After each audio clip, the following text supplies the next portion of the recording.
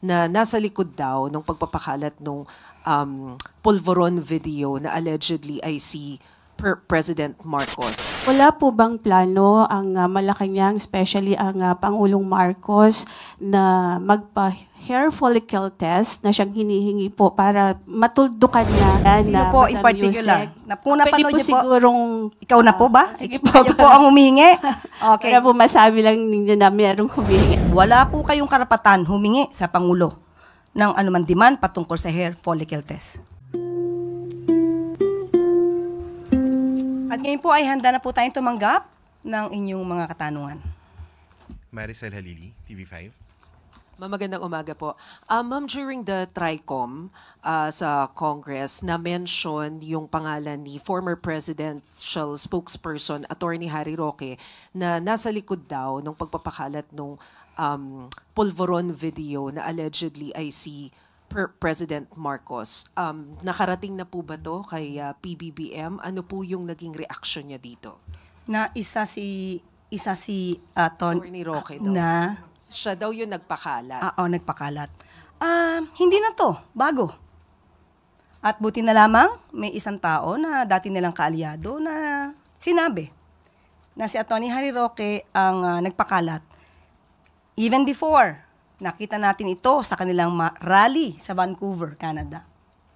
Siya mismo, si Atty. Harry Roque, ang nag-utos pa sa ibang mga kaalyado nila na ipakalat.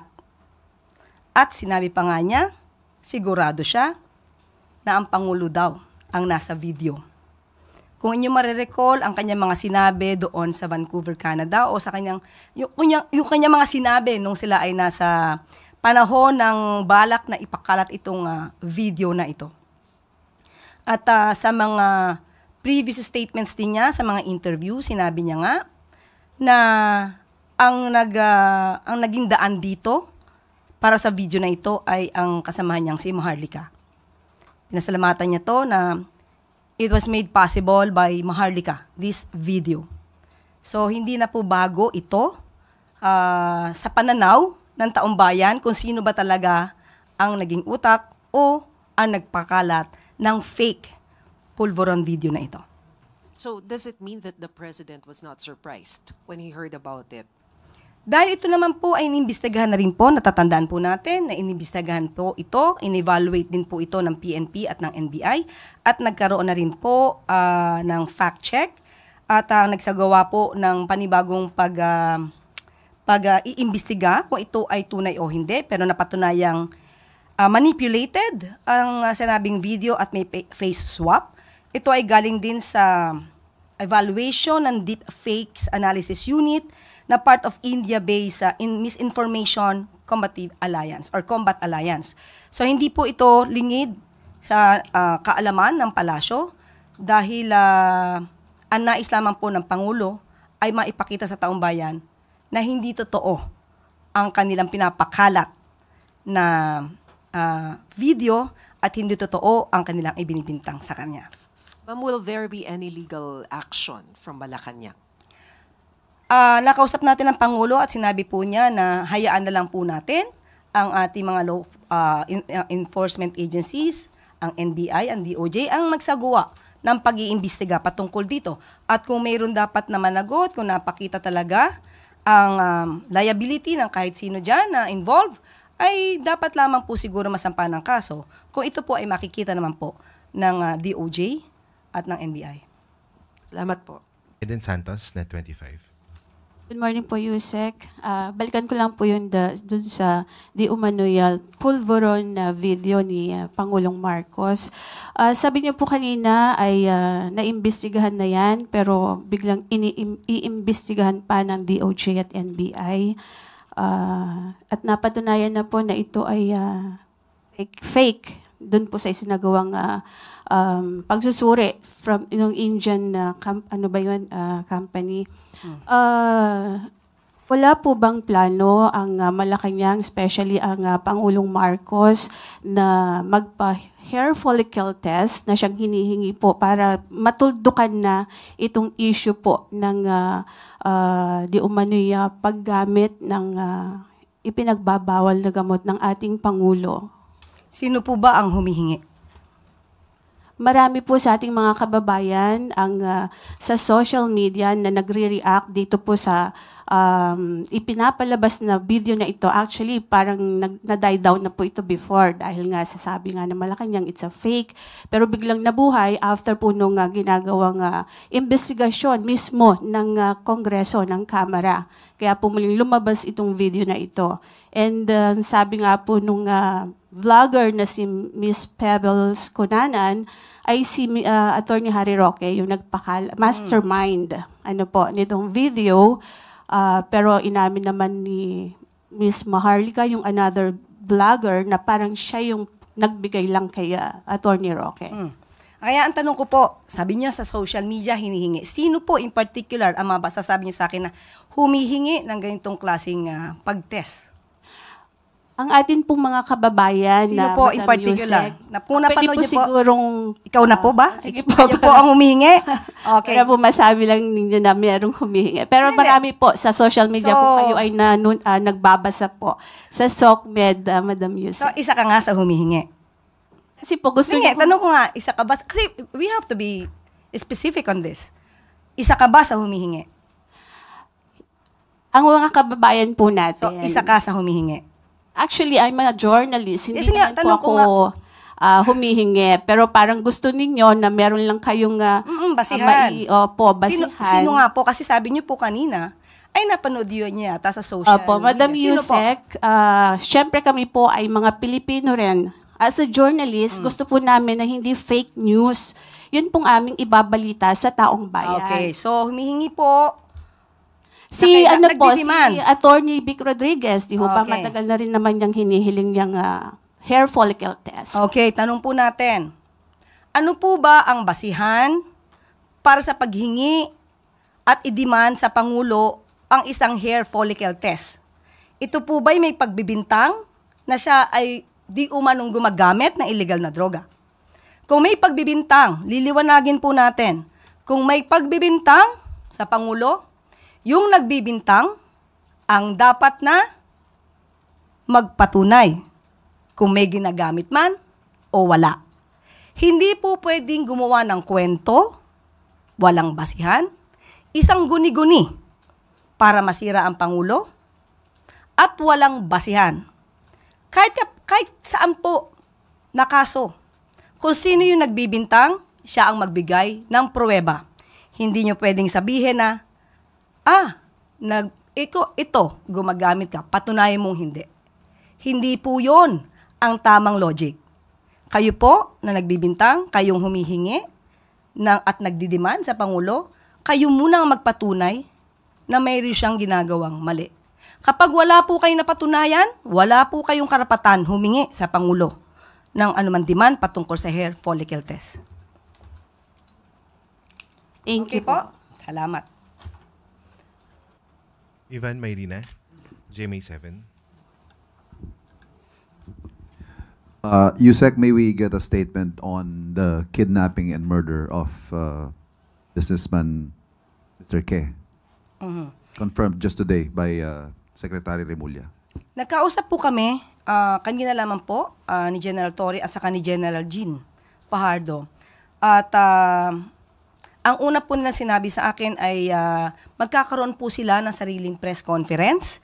At nung mga panahon na hindi po sila nagsasita ay dahil yun daw po ang bilin ng pamilya. Pero ngayong araw po na ito ay magkakaroon sila ng sariling press conference. At ang pinakahuling update po sa akin ay meron po silang case conference na nagaganap as of 10 o'clock or 10:30.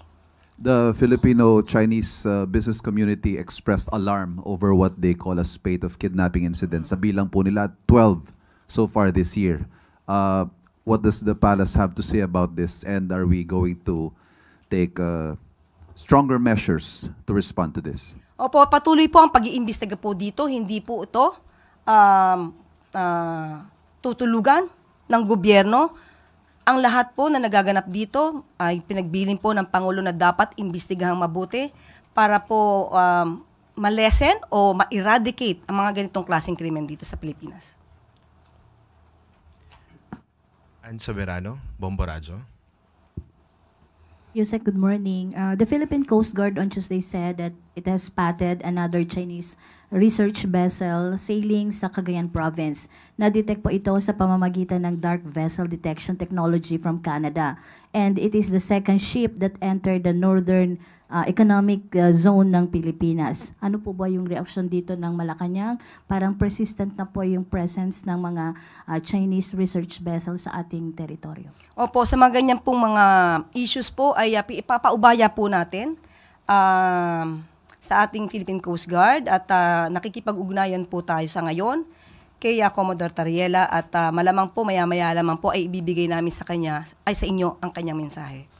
Ma'am, sakaling mapatunayan na nagsasagawa nga talaga ng marine scientific research ang Chinese vessel na yon, ano po ba ang magiging hakbang ng pamahalaan?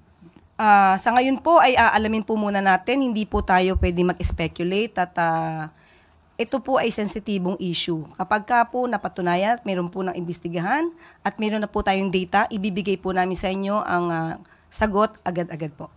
Thank you po, ma'am. Pia Gutierrez, ABS-CBN. Hi, ma'am. Ma'am, lately marami pong mga kandidato for the midterm elections ang napapansin because of their misogynistic or insensitive comments made during their campaign. Ano po ang reaction dito ng Palasyo at kung may panawagan din po tayo sa mga kandidato? Paano nga ba ang ganitong klaseng pananalita noon ay pinapalakpakan? Parang ipinagbubunyi ang mga kandidato o mga leader na nagsasalita ng walang karespe-respeto, lalo-lalo na sa mga kababaihan. Ipinagmamalaki at ginagawang katatawanan, ginagawang joke, ang pambababae ng mga kalalakihan. Ginagawa ring issue at katatawanan ang mga rape na sitwasyon. Hindi na po ito dapat. Hindi po dapat nagawing idolo ang mga ganitong klaseng tao. Hindi po dapat ito pamarisan. Hindi na po dapat ito pinapalakpakan. Kung nagawa ito dati at pinapalakpakan, hindi na po sa panganahon ng administrasyon ni Pangulong Marcos na dapat itong mangyari. Kaya ayon po sa Pangulo, hindi po katanggap-tanggap ang mga kandidatong ganito ang nagiging naratibo sa kanilang pangangampanya. Dapat pong mapanatili ng bawat isa, ng bawat kandidato, lalo-lalo na pa mga kandidato na nagnanais na maging leader ng bansa. Dapat ipagpatuloy nila ang pag-promote ng respeto, ng integridad, at ng truthfulness o katotohanan sa kanilang mga sinasabi habang sila ay nagbibigay ng kanilang mga pangako sa kanilang mga constituents at sa mga botante. So masaya po ang Pangulo dahil po mabilis din pong umaaksyon ang COMELEC patungkol po dito sa mga walang karespe-respetong pananalita ng ibang mga kandidato. On another topic, on the tariffs din po, President Donald Trump kasi just announced a 90-day pause on the sweeping tariffs imposed on almost all countries except for China. Ano po ang reaction dito ng government? How is the government taking this? And acceptable po ba yung 10% na blanket na tariff rate for the Philippines, at least for this 90-day period? Mamaya po ay muli natin kakausapin si Secretary Go at tatanungin po natin. Natanong ko po yan kanina at sabi nga po niya ay kababasa lang po yata niya kanina ng balita at kakausapin din po niya ang Pangulo patungkol po dito. Is Romero, Philippine Star.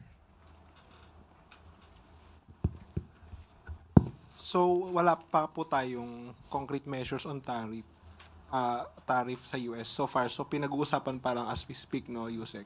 I was supposed to ask about that later.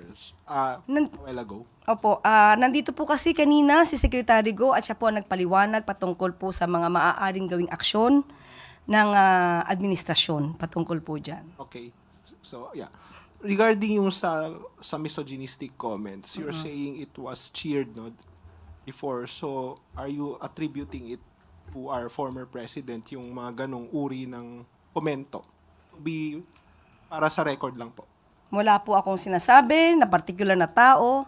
Kung yun po ang nasa sa isip po ninyo, yan po ay karapatan nyo pong mag-isip at mag-judge kung ano man po yung nasa isip po ninyo.